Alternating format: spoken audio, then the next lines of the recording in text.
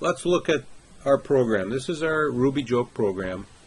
And let's look at some of the lines of code here and see what we've got. You'll notice that in the development environment here, I'm using Cite. There's other products out there. I think today we were using FreeRide. There's Notepad++ is available. That's a good product. One of the benefits is it'll number all the lines of code for you. So when you get an error message that says there's an error in line 45, you can go right to line 45 and you can look at it and you can maybe diagnose what the problem is. Right? So it gives you a nice visual reference of your program. Another thing is it gives you some color clues.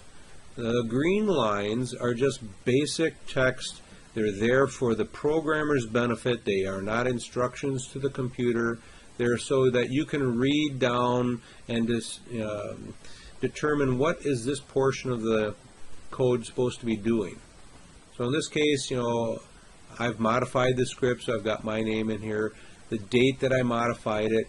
Out in the working world, you want to document these changes because you may not be there 2 years from now when they try to fix this a change that occurred. And they may want to try to get a hold of you and pay you good money to come back and fix it.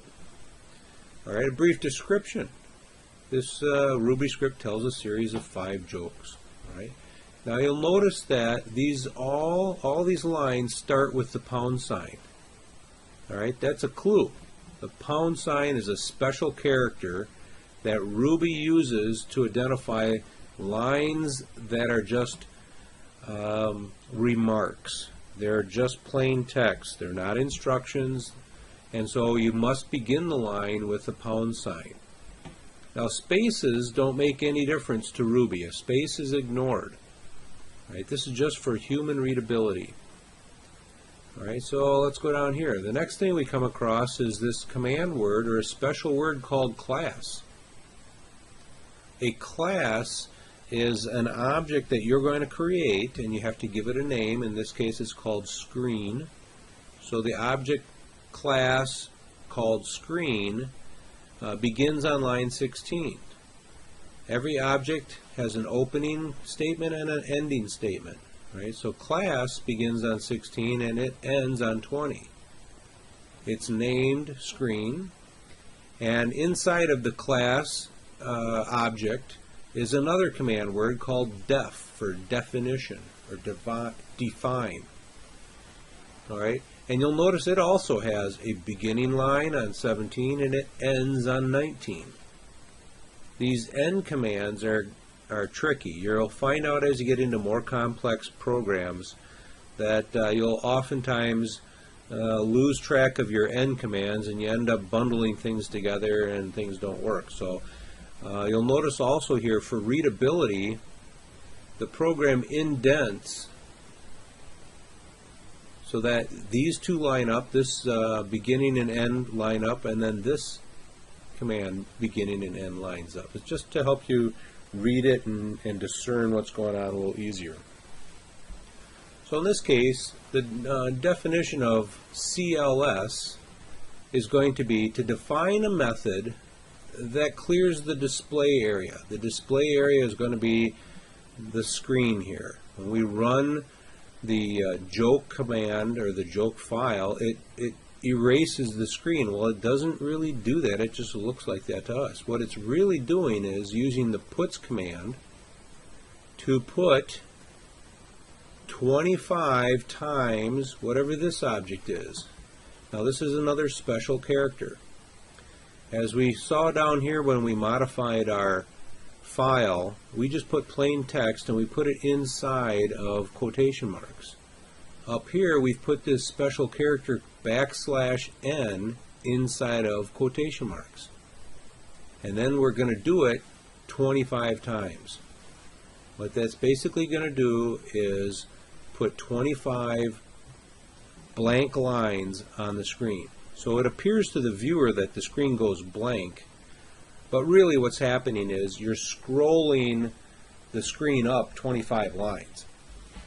Right? So it happens so quickly it looks like it's going blank. So if I do Ruby joke boom, it just disappears. It looks like it went away, but it really just scrolled up 25 lines and then displayed the first line here. I'm going to stop the program, force quit it. All right. So, special character, \n, inside of quotes, and it's times 25. So you're telling the program, put this character 25 times. End. Right? So now it's not doing anything right there yet. It's just you're defining this object called screen. Inside screen, you've created a method, and that method is going to use the puts command and put a blank line 25 times out on the screen.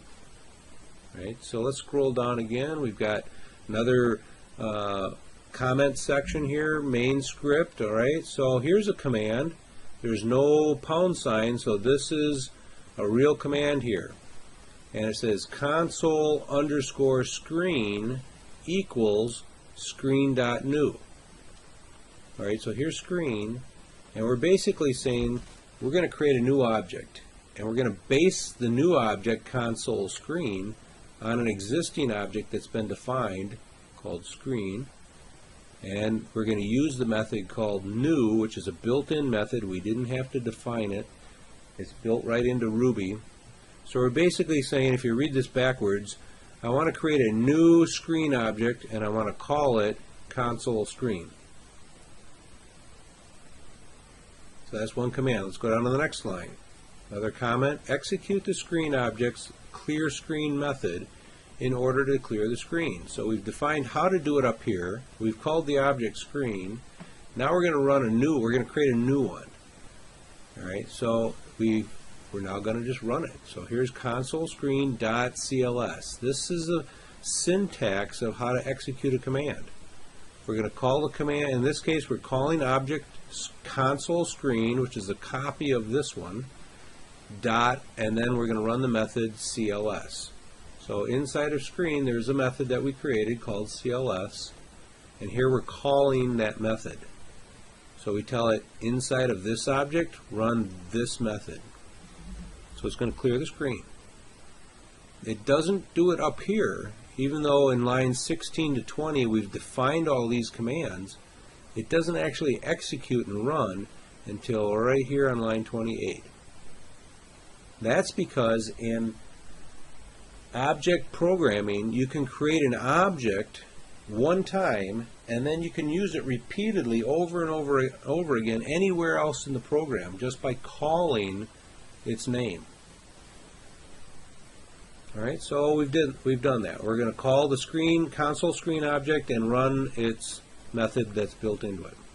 Alright, so let's go down here. Now another comment here, prompt the player for permission to begin the game. Basic puts command, nothing special here, just put whatever's in the quotation marks. This is just plain text, so it puts it out on the screen. Next line, collect the player's response. Well, you've asked the player to put a Y or an N to indicate what we're doing. I shouldn't have highlighted that. So now we have to tell the software to do something. You've asked the player to put a Y or an N in. They're going to put a Y or an N in.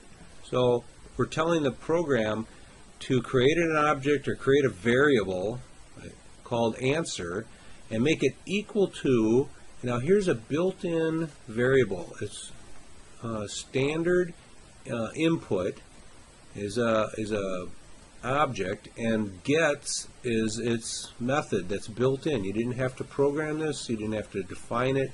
It's built into Ruby. So a standard input means whatever is typed on the keyboard, you're going to get that and put the value into answer. Answer is a variable. Right? Now I'm going to demonstrate in another video that when you type something in on a keyboard, you get extra hidden characters that you don't see on the screen. But the software knows they're there.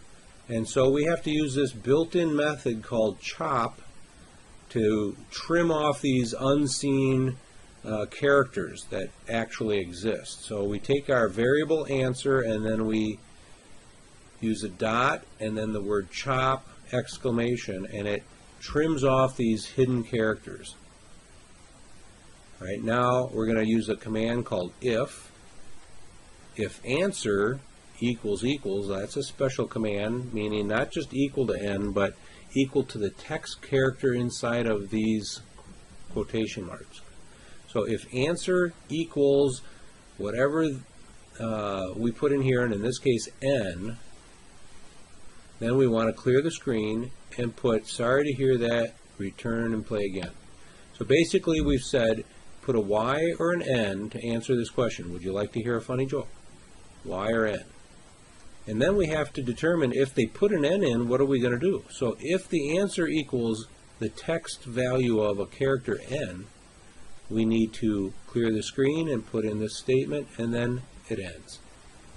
The program's over.